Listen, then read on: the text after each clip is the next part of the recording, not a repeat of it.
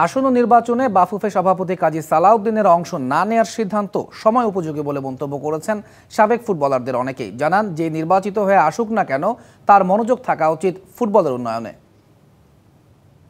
নতুন নেতৃত্বে যদি ফুটবল চেঞ্জ হয়, দেখা যাক কি করা যায়, এটা নেক্সট দেখা যাবে। বাট আমি মনে করি অ্যাজ এ গ্রেট প্লেয়ার হিসেবে গুড ডিসিশন নিছে, উনি আর ইলেকশন করবে না।